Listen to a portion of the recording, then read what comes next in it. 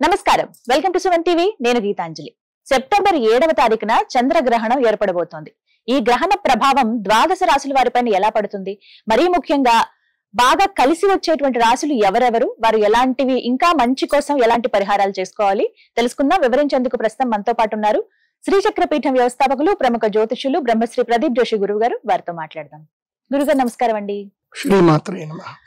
మరి 4 అదృష్ట రాశులు ఉన్నాయన్నారు. సెప్టెంబర్ 7వ తారీఖున వచ్చేటువంటి చంద్రగ్రహణం మహర్జాతకులను చేస్తుంది అని కూడా అంటున్నారండి. ఎవరు ఆ 4 రాశుల వారు? వృషభ రాశి దశమ స్థానంలో గనక గ్రహణం జరుగుతుంది. దశమ స్థానంలో గ్రహణం జరుగుతుంది కాబట్టి వృషభ రాశి వారికి చాలా మంచిది. వృషభ రాశి వారికి దశమ స్థానంలో జరుగుతుంది కాబట్టి వీళ్ళకి రాజ్య లాభం ఉంటుంది, ఉద్యోగ లాభం ఉంటుంది.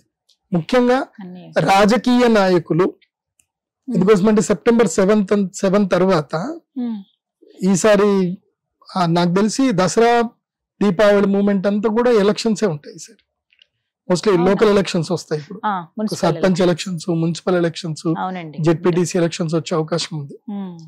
వృషభ రాశిలో పుట్టిండి మీరు రాజయోగం రావాలి అనుకుంటే గ్రహణంకి వచ్చి కూర్చోండి. ఎంత 18,000 కన్నా ఎక్కువ తీసుకోం మేము, ఓన్లీ 18,000. ఒక్కళ్ళకి 18,000. ఎంతమంది అయినా రాండి, ఈసారి 18,000. నో కిందికి మీదికి ఏం లేదు, ఓన్లీ 18,000.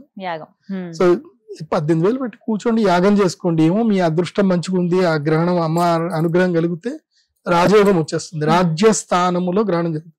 ఎట్లాగో వృషభ రాశి వారికి ఈసారి అదృష్టమే ఉంది, ఈ సంవత్సరం అంతా అదృష్టం ఉంది. సో ఆ అదృష్టం కాస్త ఇంకా సిద్ధించే అవకాశం ఉంటుంది ఈ గ్రహణం.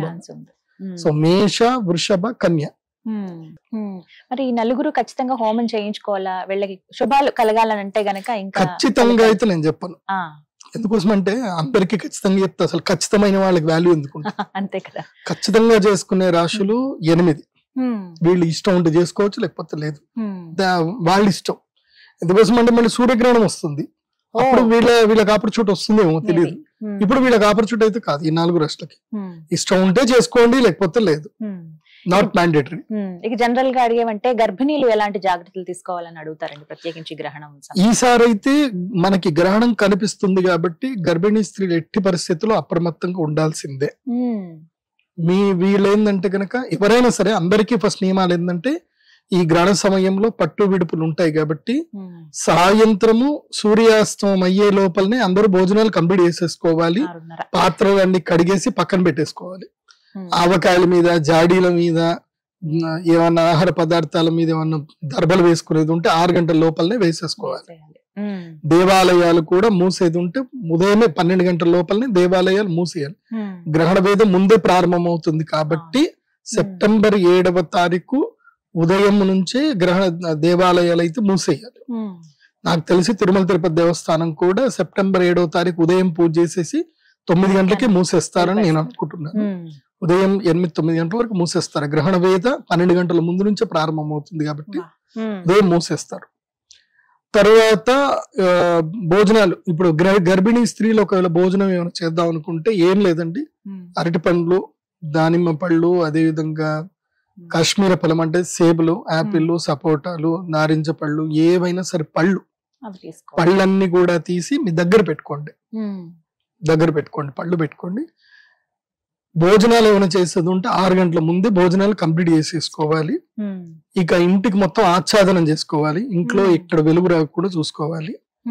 ఒక ఆవు నెయ్యిలో పువ్వొత్తి పెట్టుకోవాలి, మంచి పెద్దది. పువ్వొత్తి అంటే ఏంటంటే ఒక కర్చీప్ లాంటిది, ఒక square 2 inch by 2 inch 4 inch ఒక చిన్న క్లాత్ తీసుకొని, కాటన్ క్లాత్ తీసుకొని దాని మధ్యలో బియ్యం వేసి దానికి చక్కగా చుట్టి కట్టేసి ఒక దీపం లాగా చేయాలి. దాన్ని కింద ఇంత బరువు ఉండాలి, దీపం లాగా చేయాలి. చేసి దాన్ని ఒక కుండ దీపం ఏదైతే ఉంటుందో అది తీసుకొని అందులోపల ఆవు నెయ్యి నింపి దాని మధ్యలో పెట్టి చక్కగా తడిపి ఆ దీపం వెలిగించాలి. అంటే దీపము కొంచెం జ్యోతి పెద్దగా ఉండాలి. చాలా మంది దీపం అంటే ఇంత బుడ్డ దీపం వెలిగిస్తారు, అట్లా ఉండకూడదు. జ్యోతి ఉండాలి మంచిగా. గర్భిణీ స్త్రీకి 6 అడుగుల దూరంలో ఉండాలి. సో మంచిగా సేఫ్ ప్లేస్ చూసి అక్కడ దీపం పెడితే ఇంకా అక్కడికి ఎలాంటి అతినీళ్ళ లోహిత కిరణాలు లేవు. ఆవు నెయ్యి దీపానికి ఆ శక్తి ఉంది. సో ఎలాంటి నెగిటివ్ రావాలి అనుకున్నా ఆ దీపం యొక్క వెలుగు ఆరాకి అవి ఎంటర్ అవ్వవు. ఆ బ్యాక్టీరియాస్ ఏవి చెడు బ్యాక్టీరియాస్ ఉన్నాయి ఎంటర్ అవ్వవు. సో గర్భిణీ స్త్రీలు ఏంటంటే మెయిన్ గా కర్ణ పిశాచిని తీసి దూరం పట్టేయాలి. కర్ణ పిశాచి మీ దగ్గర ఉండకూడదు.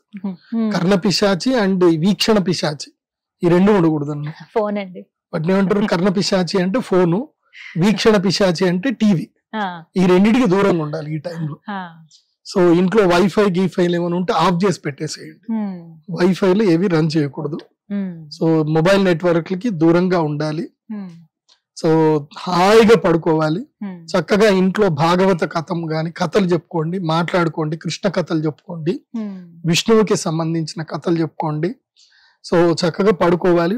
ఎడమ వైపు గాని కుడి వైపు గాని తిరిగి పడుకోవాలి. ఎప్పుడు తిరిగి పడుకున్నా అరచేయి మాత్రం గర్భం మీదనే ఉండాలి. అరచేయి గర్భం మీద ఉండాలి. మనస్సులో, బయటకు కాదు, మనస్సులో విష్ణునామ స్మరణ ఉండాలి. నారాయణ నారాయణ నారాయణ అని ఆ మంత్రం ఉండాలి. ఒకవేళ మీకు విష్ణు సహస్రనామం వస్తే ఈ మంత్రం మొత్తం జపం చేస్తూనే ఉండాలి గ్రహణ సమయంలో. ఏ మంత్రం అంటే వనమాలి గదీశాంకి శంఖీ చక్రీ చనందకి శ్రీమాన్ నారాయణో విష్ణుర్ వాసుదేవోభిరక్షతు. ఈ దివ్య మంత్రము చదువుతూనే ఉండాలి. లేదా ఈ మంత్రం రాలేదు, ఇంకొక మంత్రం ఉంటుంది. శ్రీరామ రామ రామీతి రమే రామి మనోరమే సహస్రనామ తత్తుల్యం రామనామ వరాననే. ఈ మంత్రం, ఈ రెండు దివ్య మంత్రాలు గర్భిణీ స్త్రీ మధ్యలో మంత్రం చదువుకుంటూ ఉండాలి. మీకు ఏ మంత్రము రాదు అన్న రామనామ మంత్రము చాలా శక్తివంతమైన మంత్రం. రామ్ రామ్ రామ రామ రామ అనుకుంటున్నా చాలు. శ్రీరామ జయ రామ జయ జయ రామ ఈ దివ్య మంత్రం చదువుకున్నా చాలు. ఇలా అంటున్నాను ఏమనుకోకూడదు. గ్రహణ సమయంలో శివనామ స్మరణ చేయవచ్చు కానీ గర్భిణీ స్త్రీలు చేయకండి. చేయకూడదండి. ఏం కాదు, చెయ్యొచ్చు. కాకపోతే ఏంటంటే ఆ శక్తి వేరే ఉంటుంది. శివుడు అంటే భోళా శంకరుడు కాబట్టి ఇప్పుడు ఈ గ్రహణానికి విష్ణునామ స్మరణ శ్రేష్టం. విష్ణు రక్షకుడు, శివుడు లయకారకుడు, శివుడు ఉగ్ర స్వరూపం. ఇప్పుడు గ్రహణ సమయంలో ఉగ్ర స్వరూపం మనకి చింతన వద్దు, కానీ శివుడు కూడా అంత గొప్పవాడే, నేను లేదని చెప్పను. కాకపోతే ఏంటంటే అంతే సమయాన్ని బట్టి తారతమ్య భేదాలు కొన్ని ఉంటాయి, కొన్ని చోట్ల కొన్ని ఉంటాయి. మనకి సర్జన్ ఎక్కడ అవసరమో అక్కడనే సర్జన్ అవసరము, జనరల్ ఫిజిషియన్ ఎక్కడ అవసరం అక్కడ జనరల్ ఫిజిషియన్ చాలు మనకి. సో మనకి ఇప్పుడు సర్జన్ అక్కర్లేదు కాబట్టి నారాయణ స్మరణ చేసుకోండి సరిపోతుంది. ఒకవేళ శ్రీచక్ర స్ఫటికలింగం మీద ఉంటే దగ్గర పెట్టుకోండి, ఏం కాదు, మంచిది, అది రక్షణ ఇస్తుంది. ఎవరైనా శైవ సిద్ధాంతం పాటించేటువంటి వాళ్ళు ఎవరైనా ఉంటే చేసుకోండి, శివనామస్మరణ చేసుకోవచ్చు. ఇది ఒకటి. రెండవది ఏంటంటే మంచినీళ్లు, ఇది చాలా ప్రధానం. చాలా మంది ఏంటంటే మంచినీళ్ళు ప్లాస్టిక్ బాటిల్లో పెట్టుకుంటారు. గ్రహణ సమయంలో ప్లాస్టిక్ బాటిల్లో నీళ్లు పెట్టకండి. గ్రహణ సమయంలో ఇత్తడి చెంబులో నీళ్లు పెట్టుకోవాలి. స్టీల్ చెంబులో కూడా పెట్టుకోకూడదు. ఇత్తడి చెంబు లేదా రాగి చెంబులోని నీళ్లు పెట్టుకోవాలి. అందులోపల ఒక బిల్వ పత్రం, ఒక తులసి దళం వేసి ఉంచుకోండి. అయితేనే ఆ నీరు దోషపూరితం కాదు, లేదంటే దోషపూరితం అయిపోతుంది. అండ్ గ్రహణ సమయంలో పాలు, పాల పదార్థాలు ఏవి తినకూడదు. కోవా, బజ్జీలు ఇవేవి తినకూడదు. ఇంకా ఈవెన్ నువ్వు గర్భిణీ స్త్రీ అయినా సరే, నువ్వు రోగభూయిష్టం అయినా సరే, నువ్వు ఆ సమయం లోపల ఉడికించిన ఆహార పదార్థాలు ఏవి తినకూడదు. గర్భిణీ స్త్రీ ఒకవేళ ఆకలి అవుతుంది రాత్రంతా, మనకేం పట్టట్లేదు, ఈ ఎప్పుడైపోతుంది గ్రహణం అన్నట్లు ఉంటే గనక చక్కగా పళ్ళు తినండి. మీ కడుపు నిండా ఎన్ని పళ్ళు కావాలంటే అన్ని పండ్లు తినండి. కాకపోతే ఉడికిచ్చిన పదార్థాలు ఏవి తినకూడదు. నాకు మూడొచ్చింది నేను మ్యాగీ వేసుకుంటాను, ఏం తినకూడదు, అది బాగా గుర్తుపెట్టుకోండి. మ్యాగీ అస్సలు తినకూడదు. ఎందుకోసం అంటే గ్రహణము నువ్వు సర్పస్వరూపాన్ని తిన్నా అది నీకు వేదగానే ఉంటుంది. చాలా మందికి ఈ గ్రహణ వేద పాటించరు. నేను చాలా మందికి చెప్తాను, మీరు ఇది చూసుకోండి. ఈ వీడియో చూస్తున్న వాళ్ళందరూ చెప్పేది ఏంటంటే, మీ జాతక చక్రములో మీ యొక్క జాతకంలో రాహువు చంద్రువుతో ఉన్న చంద్రగ్రహం ఎక్కడుందో చూసుకోండి. జాతక చక్రంలో లగ్న కుండలి, మిగతా ఏ కుండలి కాదు, లగ్న కుండలి. లగ్న కుండలిలో చంద్రుడు రాహువుతో ఉన్నా కేతువుతో ఉన్నా ఆటోమేటిక్ గా సూర్యుడు రాహువుతోటో కేతువుతోటో ఉంటాడు. సో సూర్య చంద్రులు ఇద్దరు కూడా రాహుకేతువులతో ఉంటే గనక మీరు గ్రహణ వేదలో పుట్టారు అని అర్థం, గుర్తుపెట్టుకోండి. మీరు పుట్టే సమయానికి మీ లగ్న కుండలిలో చంద్రరాహు చంద్రకేతు ఉంటే ఆటోమేటిక్ గా రవిరాహు రవికేతు యుతి ఉంటుంది. అది ఉంది అనంటే మీరు గ్రహణ వేదలో పుట్టారు అని అర్థం. కాబట్టి మీరు ఆ గ్రహణ వేదిలో పుడితే ఈ చంద్రగ్రహణానికి మీరు రావాలి, ప్రత్యేకంగా పూజలు చేయించుకోవాలి. ఈసారి చంద్రగ్రహణానికి ఉన్న ప్రత్యేకత ఏమిటంటే, మేము ఇస్తున్న ప్రత్యేకమైన గిఫ్ట్ ఏంటంటే చంద్రామృత శివలింగం ఇస్తున్నాం. ఇది చాలా రేర్ స్టోన్ అన్నమాట. చంద్ర అమృత శివలింగం ఇది అక్కడ దొరకదు, ఇది నా దగ్గర మాత్రం ఉంటుంది. నేను ప్రత్యేకంగా తయారు చేయించాను. ఇప్పుడే ఆల్రెడీ ఆర్డర్ ఇచ్చేసాను. 250 శివలింగాలు ఆర్డర్ ఇచ్చాను, నేను రెడీ అయిపోతున్నాయి. కేవలం 250 మందికి మాత్రమే చంద్ర అమృత శివలింగాలు ఇస్తాను. గ్రహణ సమయంలో ఈ చంద్రామృత శివలింగాన్ని ప్రసాదంగా తీసుకోవాలి. గ్రహణం టైంలో మాత్రమే తీసుకోవాలి, వేరే టైంలో తీసుకున్నా పెద్దగా యూజ్ ఉండదు. అప్పుడు మేమైతే పూజ చేసి పెడతాం, తర్వాత కావాలంటే మీకు అదృష్టం ఉంటే తీసుకోవచ్చు. ఉంటే ఎందుకోసం అంటే అవి స్టాక్ దొరకవు, 250 మాత్రమే చంద్రామృత శివలింగాలు చాలా ప్రత్యేకంగా ఉంటాయి. అది ఎలా ఉంటుందంటే దాని ప్రత్యేకత ఏంటంటే, దాన్ని మీరు సూర్యుడు వెలుగులో పెట్టి లోపల నుంచి చూస్తే అందులోపల ఇంద్రధనస్సు రంగులు కనిపిస్తాయి. దానిలో ఆ శివలింగం యొక్క ప్రత్యేకత అది చాలా రేర్ ప్రోడక్ట్ అన్నమాట. సో ఈసారి మేము కమర్షియలైజ్ కాకుండా అందరి కోసమని ఇస్తున్నాం. ఎందుకోసం అంటే ఈ చంద్రామృత శివలింగం గనక ఉంటే గనక మీరు అభిషేకం చేసుకుంటే, ప్రతిరోజు ఇంట్లో పెట్టుకుని అభిషేకం చేసుకొని ఆ నీళ్లు తాగారు అనుకోండి, రోగబాధ ఉండదు. కాకపోతే వర్షం నీటితోటి చేసుకోవాలి. వర్షం నీటిని ఒడిసి పెట్టి ఆ నీటితో అభిషేకం చేసుకోవాలి. అంటే మేఘాల నుంచి డైరెక్ట్ వచ్చిన నీళ్లే పనికి వస్తాయి దానికి. భూమిని అంటిన నీళ్లు పనిచేయవు. భూమిని అంటడం అంటే భూమి లోపలికి ఇనికిపోయి కొంచెం స్టోర్ అయినవి పనిచేయవు.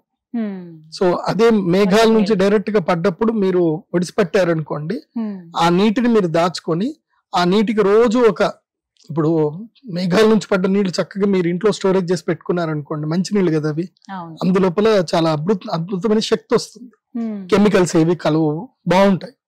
ఆ నీటిని మీరు తీసుకొని రోజు ఒక చెంబేడు మీరు అభిషేకం చేసి ఆ నీళ్లు తాగారనుకోండి, మీకు ఎలాంటి అనారోగ్యాలు రావు, శక్తి సిద్ధిస్తుంది.